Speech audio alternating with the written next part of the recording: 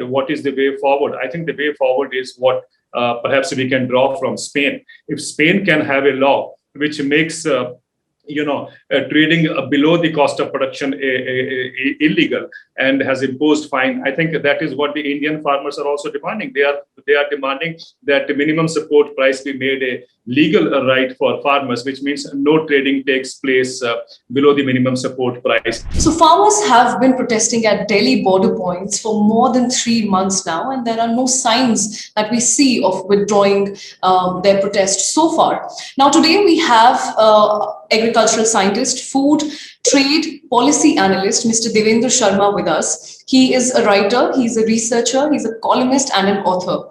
And he has been a voice of the farmers during the protest as well. Thank you for joining the Logical Indian, sir. My pleasure.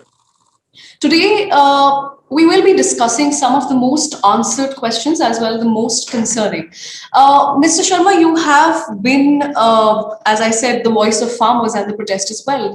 I would like to ask you a question that has been answered many times, has various versions and narratives of it. Why are farmers unhappy? Why are farmers upset?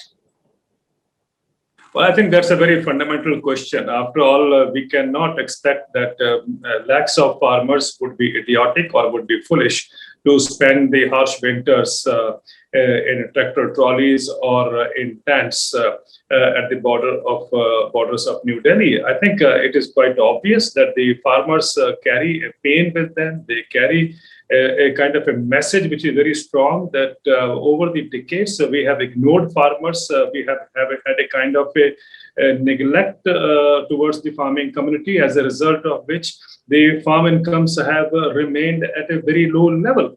And, amazing that farmers have produced record harvest year after year, and yet their incomes have been on a decline.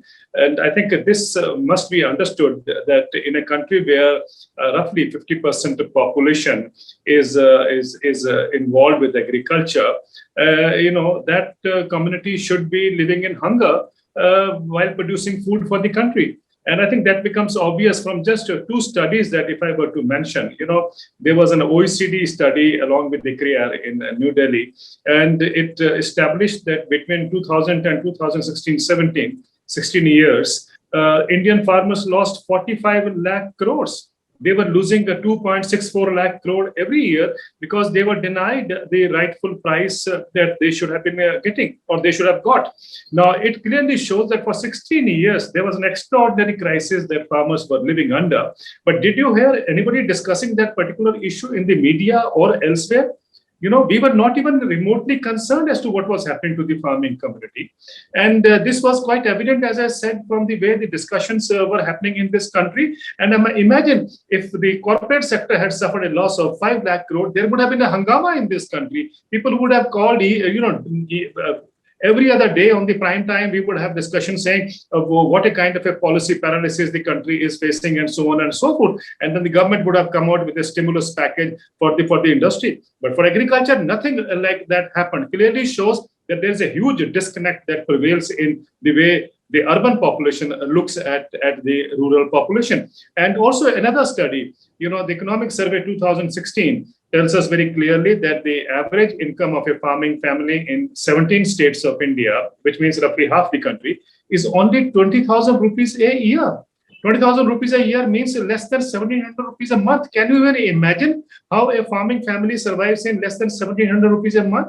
I know I can't even rear a cow in 1,700 rupees a month. I wonder how these families have been surviving year after year with such a low income, or almost living at a subsistence level. I think these are the things which the country didn't even know, didn't even realize that this was the kind of a crisis that the farmers were living under. The agrarian crisis was terrible, and we had to do something to put them out of the crisis. Now, I think what the farmers are realizing is that enough is enough. While the society failed to stand with them or to ensure that they, as being part of the society, were to also receive the same kind of benefits, the farmers now realize that it is left to them to now stand up for their own rights, and that is why they are on the borders of New Delhi protesting and demanding that they are, looking forward to an assured income which can bail them out of the agrarian crisis that they have been living under. And I think we need to understand why the farmers are so steadfast that they will not return back till they get an assurance that they will get an assured price. I think this is something that we in the cities need to understand. Absolutely. Now, when you say that there's a huge disconnect now, and you see the kind of condition of farmers that we have in India, I would like to know, how does the farmer market in India currently works? How and in what way, if these laws, how do these laws make a difference in the current situation? Like, what is the farmer market right now in India? How But do the actually, laws what the laws are trying to bring in is the entry of corporates into agriculture, where we believe that private investment will flow in, and private investment will create infrastructure which is required for improving agriculture, or for transforming agriculture into quote unquote what is called efficient agriculture, and that would mean the farm incomes will go up. That is the kind of understanding that these laws have perhaps been brought forward. But the fact of the matter is that nobody is answering a simple question. Please tell me, where in the world have the open markets helped, wherever these open markets have prevailed, where in the world have these open markets helped raise farm incomes? I'm asking this fundamental question. I think that is what the farmers also would like to know. After all, from where we borrowed this model is from the rich developed countries like America and European Union. In America, in European Union, despite free markets have been prevailing for several decades now, agriculture is in a serious crisis.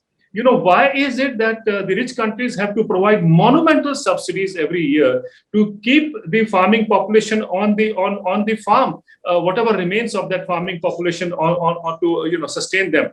If you look at America, the total, if you look at the total population, only 1.5% of that is comprising farmers now. And if the system had worked so well for those, or the open markets had worked so well for those farmers, which is just a minuscule of the population, I see no reason why American farmers should have been saddled with a bankruptcy of $425 billion. plus the increase in the number of suicides? Say again? Plus the increase in the number of suicides.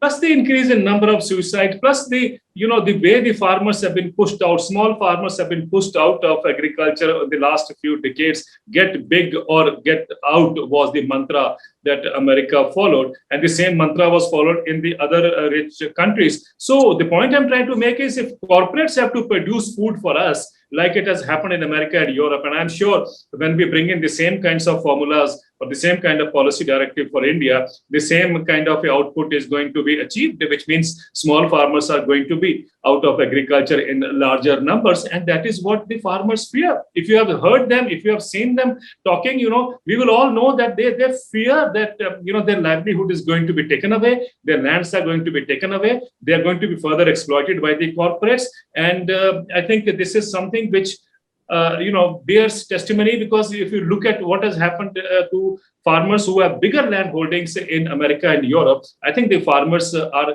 calling for an analysis which nobody wants to answer, calling for a kind of a reality check that nobody wants to answer. I don't know why. Why can't we sit and deliberate that what had happened to reforms in the rich countries? And if you think that those reforms failed because the land holdings were very big in those countries, America has a land holding of about 444 acres, then look at what happened in the countries where the land holdings were small. A London School of Economics study tells us that in Kenya, the same reforms were applied, and the devastation there is quite visible to everyone. If London School of Economics report tells us clearly, I think the message should be for us to see, because after all, we have small land holdings. 5 acres is what 86% of the farming community has. So I think it is quite obvious that the reforms that fail to deliver or raise farmers' income in the rich countries, I'm sure the same reforms that we expect will do miracle in India, I think is something that is needs to be looked into again and perhaps questioned. So are you saying, are these reforms very market oriented?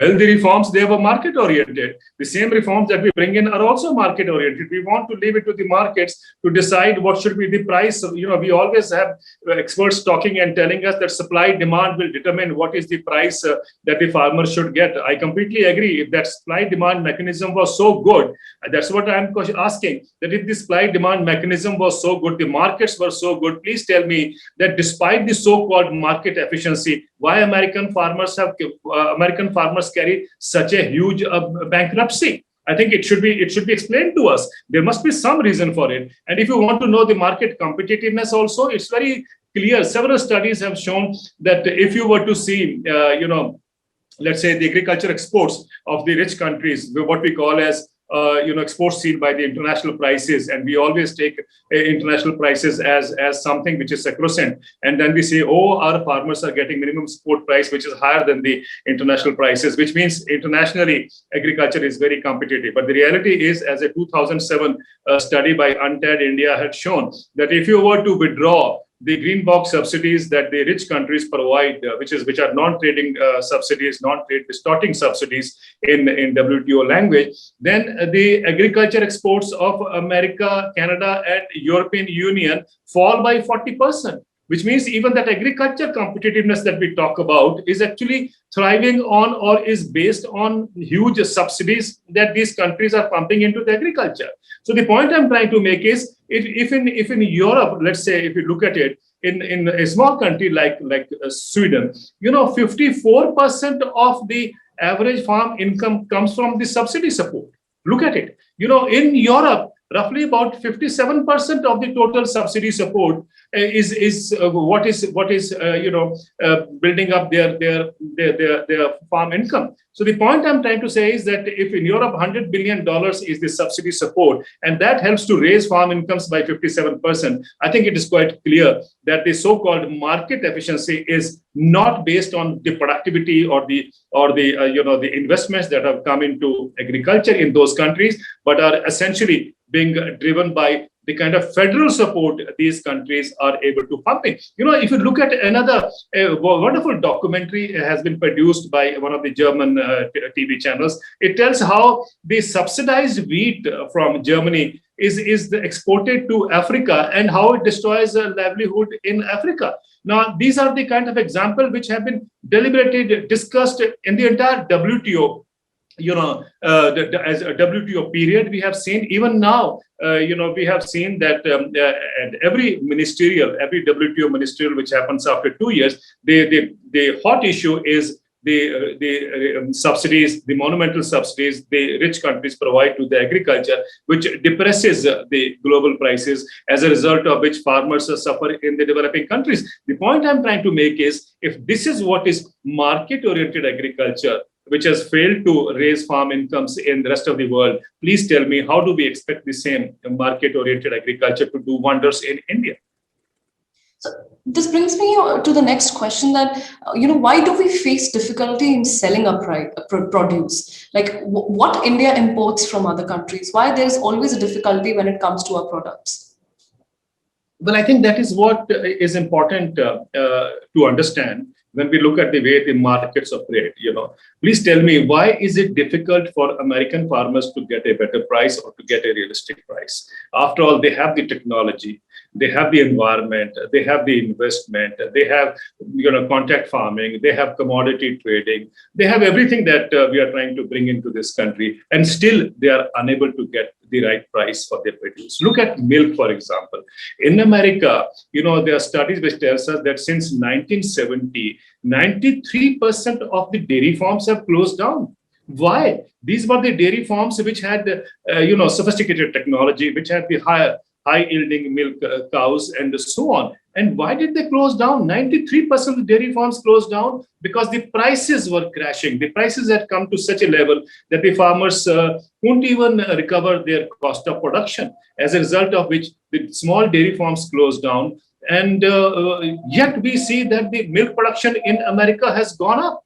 It has gone up because the big corporates or the big ag entered milk production, huge dairy farms or mega dairy farms, 7,000 cows or 5,000 cows and so on and so forth. There's a surplus milk production in America, but the prices have crashed. Now, if that is the model that India is looking forward to, I think that is what the farmers are worried, and if they have to, or their future is at stake, I'm sure they have reasons to question the same kind of model that is being brought into India. That is, having said that, your other question, why farmers are not able to get the right price? Well, the answer is there before you, that if the markets were to be deciding the price, markets actually are looking for profits. They are not coming here for benevolence, that they have to help the farmers realize all those kinds of balances or economic insecurities to be done away with. They are here to make profits, and that is what is the reason that we have seen farmers by and large selling their produce at a distressed price in this country. And not only here, as I said, also in the other countries. In other countries, of course, we have subsidies actually helping farmers to prop up their income, But in India, I don't think we would be able to provide farmers with that kind of subsidy support that the rich countries have been providing to their farmers. So the challenge is before us, how to ensure that agriculture becomes a viable proposition in the years to come, how to ensure that the farm incomes go up to a level that farmers who have lived in, or as I often said, that agriculture has been deliberately kept impoverished. How to get out of that trap, I think, is a challenge before the country. Many have argued that this protest is being done by farmers who are well-to-do. This narrative that these protests are because the laws would hinder the kind of money they make. Basically, it would be an obstacle to the poor farmers. What do you think about this logic that is coming up?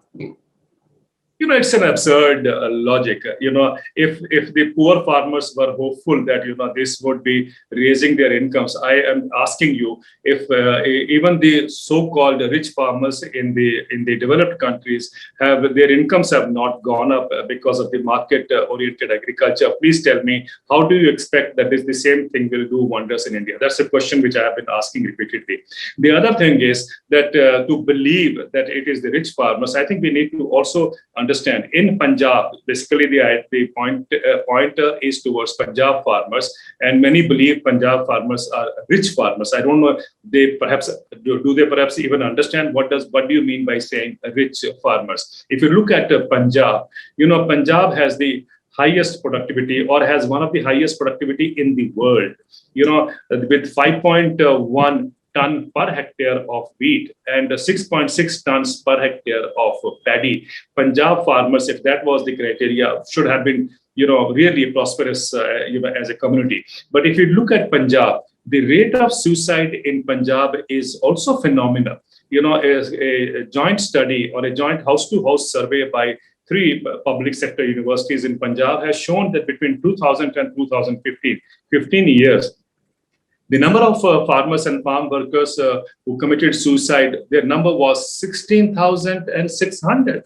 Now, if this is what tells you, if these farmers were rich, I don't know, then why should they be committing suicide in such a big or such a large number? Secondly, a PAU study, no, it was Punjabi University study in Patiala, which showed that every third farmer in Punjab is living below the poverty line. Another PAU study, Punjab Agriculture University study, tells us that the farming population in Punjab carries a debt of 1 lakh crores. Now, all this, I think, would tell us very clearly that the Punjab farmers are not rich farmers by the definition that we perhaps are putting them under, or in that bracket that we are putting them under. What is important to understand here is that the income of Punjab farmers is certainly better than the income of the farmers in the rest of the country. But we need to understand that is why Punjab farmers are on the forefront of this agitation, because according to Shanta Kumar Committee, only 6% farmers get minimum support price in India. 94% farmers are dependent on markets. And these 94% farmers do not even know that what they have missed all these years, but because they were not getting the minimum support price, or by not getting minimum support price. In Punjab, because the price was assured, the farmers have done relatively better. That is why their income, when you look at the farming population, the rest of the country, as I said, is a little better. But, if the markets were so good, And if the 94% farmers who are dependent on the markets had been really benefiting out of that markets, I'm sure the demand in this country would have been, let's forget about minimum support price. Markets are already doing a wonderful job in India. But look at the agrarian distress that prevails in India. I think it should tell us very clearly that if the markets were so good, there is no reason why the distress should have been at such a terrible level in India. So it is quite clear that the spearheading of the protest by the Punjab farmers actually is a kind of a message that they actually want that not only them, farmers in the rest of the country should also benefit from a mechanism of providing minimum support price or giving them an assured price. I think there's nothing wrong. What they're saying is because the farmers in the rest of the country don't even know, it will take them some time to understand what the farmers are protesting for. But perhaps this can be answered by Sharad Pawar when he was the agriculture minister. He had made a statement in parliament saying 71% farmers in India do not know what is minimum support price, do not understand the concept of minimum support price. So these people who had over the decades not even got the benefit of MSP, how do you think that they would stand up for something which they have never realized the benefits of? So I think it is important to understand that the protest is basically asking for an assured price for farmers. And I think they are justified because the economists, the corporates, the companies, everyone is saying that we are going to give farmers a higher price. Higher price to what? That is the bigger question. So far, the benchmark we have is a minimum support price. If the companies are already promising to give a higher price over and above the minimum support price, then I think that the companies should be actually standing with the farmers and demanding making minimum support price a legal right for the farmers, that nothing will be traded in India below that price. Because in any case, companies are saying they're going to give farmers a higher price. So what's the problem? So is there any, like PM Modi recently said that there should be an increase in private sector participation when it comes to the research and development in the agricultural sector. So now that we're talking about the concerning issues, the concerning things, are there any, if any, good or even the concerning things about this agri-business corporates getting into the agricultural sector? What actually will happen if these corporates are getting into participating in the agricultural sector with the only one of the sole sectors which was left of it? Well, I think if this was really going to be beneficial, I think the question that I posed earlier, why in the rich developed countries where actually private sector has come in a big way, farm incomes are not going up. In fact, farm incomes are steadily on the decline in those countries. So please tell me, actually, after all these, improvements or modernization of agriculture that we are talking about, at the end of the day, what is important is how much has the farmer's income gone up. Now, if it hasn't gone up in the rich countries where the entire, infrastructure has been built or predominantly has been built by the big corporates, the same question I think should be asked. If in those countries farm incomes have not gone up, please tell me how the same infrastructure or the same companies bringing in investment will actually result in higher income for the farmers. I think that's a fundamental question. Why is it that nobody wants to answer that? Where is the commitment that yes, farmers will definitely get a higher price? Where are the studies which tells us that the farm incomes will go up by 30%, 10%, 15%, or whatever? When this private sector comes in and does makes agriculture undergo a transformation that everyone is promising to. So I think these are the questions which are not being answered, which raises a lot of questions. That after all, that means that the laws are basically to benefit the corporates and not the farmers. And that is the apprehension that farmers have very loudly expressed at every platform. If the same market reforms have not raised or helped raise farm incomes across the globe, please tell me how will those same reforms where you bring in private investment, bring in private mandis and whatever, will help raise farm incomes in India? I think we need a mechanism to provide farmers with an assured income. And this is not the first time that farmers in India have been protesting for. Of course, we know for years farmers in India have been protesting in one pocket or the other, but internationally also farmers have been protesting for an assured or a guaranteed price over the last few decades. In 1979, in February 1979, hundreds of tractors had marched into Washington, D.C., demanding almost what the Indian farmers are demanding now. they're wanting a guaranteed price. If you look at farmers' protest in European countries or in other countries, they have also been demanding a guaranteed price. In fact, Devyani, it should be very interesting to know that if these entire market reforms had worked so well for the farmers in America or in European Union, try to explain why is it that France, Germany, and now Spain have brought in laws to protect farmers' income. In fact, Spain has taken the lead now. It has brought in a law in February last year, 2020, which makes it illegal to sell below the cost of production. I think that is what the Indian farmers are demanding. If Spain can bring in a law, Spain is one of those European countries which, as you would agree, is a developed country, had the kind of infrastructure or investments coming in from the private sector.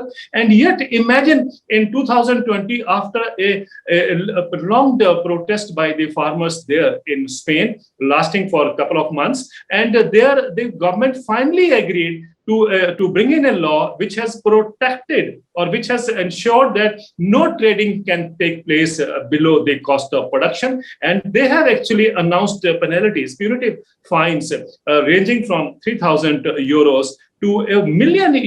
Look at that. If this can happen in Spain, which is a developed country where the market economy had operated as far as agriculture is concerned, please tell me, that means, why do you think that the Indian farmers are wrong in demanding a assured price or assured income, which is protecting their cost of production plus profit? I think Spain has shown the way now, and it is time that Indian policymakers also try to learn or to see why farmers in the rich countries are wanting an assured price or a guaranteed income. Now, Mr. Sharma, I'd like to ask you that now both sides have met and have had nearly 12 rounds of talks. How long this communication is going to go? According to you, what could be or what should be the next course of action, and when is it likely to end? Well, first of all, as you said that, we already have had 12 rounds of discussions, and there is a kind of a stalemate that prevails, which is very unfortunate. And I think everyone in this country is worried about it and would like the deadlock to end soon. There is an amicable kind of a solution. We would like the farmers to return back to their crop fields, and I think which is perfectly justifiable, because everyone looking at this protest, which has gone on, and there seems to be no, at the end of the day, there seems to be no, bright light visible. I think what is important is to understand that, the farmers, in the manner in which they have come forward, been protesting peacefully at the Delhi borders for 3 months, and now are having Mahapanchayats in one state or the other, and so on, which means the farmers' movement is spreading across the country. I think it is time to draw a lesson and to as you said, what is the way forward? I think the way forward is what perhaps we can draw from Spain. If Spain can have a law which makes trading below the cost of production illegal and has imposed fine, I think that is what the Indian farmers are also demanding. They are demanding that the minimum support price be made a legal right for farmers, which means no trading takes place below the minimum support price. Now, to say that it will involve an expenditure of 17 lakh crores because the government will have to buy everything is not correct. Several studies have shown that what would be required additionally every year would be roughly between 1.5 lakh crore to 2.5 lakh crores every year, which is certainly possible in a country like India. We can afford it given the kind of our economic structure. But I think more important is also to understand that the demand for farmers is primarily, as I said earlier, looking at their compound anger over the decades. That they are looking for an assured price. They don't want to be left to face the vagaries of the market or the brutality of the markets anymore. And I think it is time to reframe laws where we can assure farmers with an assured income. I think that is possible, and I think that should be the viable solution to end this stalemate. That is something we have to draw a lesson from, and that is why I said we have to perhaps learn from what the European countries are trying to do. Spain Ukraine, as I said, is a classic example. In France and in Germany also, there have been efforts to do that. So why not? Why not? See that farmers in India are no exception, and they, like the farmers elsewhere, are actually looking for a kind of an agriculture system which makes farming a viable proposition by way of giving farmers an assured price, because the vagaries of the markets everywhere has failed to provide farmers with a higher income. Coming back to when you were talking about agrarian crisis, right? So as we know that this agrarian crisis is increasing in India in some way or the other, what kind of reforms this sector, this agricultural sector really needs? Well, there can be a number of things that we can talk about when we want to see the kind of reforms that agriculture should be looking forward to. But I think at this particular juncture, when the debate has been on providing farmers with an assured income, I think let's keep the focus on how we can provide farmers with an assured price, year after year, or crop after crop, or try to see that how their incomes are protected, or how their prices are ensured. Now, having said this, I think what the farmers are asking is that not only 2 crops for which minimum support price is actually implemented in this country every year, wheat and paddy, by and large, what they're asking for is there are 23 crops for which prices are announced every year, but they remain on paper. And so what the farmers are saying is that we need to make MSP for all these crops a legal instrument for farmers, which means, as I said earlier, no trading takes place below that price. I think that is the way forward, and the country must sit together, and then whatever is required to see that the prices, how that delivery would take place, or how the support mechanism would work, I think has to be worked out. And let's be very clear, like in Spain, when they said that no procurement or no trading, would take place below the cost of production, it didn't mean that Spain actually had to step in and buy from the farmers. It meant that the private trade, had the benchmark raised for them, which means that they will now have to ensure that the cost of production, that the farmers' income would be given to them at least. So that is the kind of protection Spain has been able to deliver by bringing in a law. I think the same kind of law is what India requires, and that is the way forward. Given the plus and minuses, both the countries, the kind of adaptability or that the law would require in India. Incorporating that, I think we can definitely find a solution to the agrarian distress that has prevailed over the past few decades.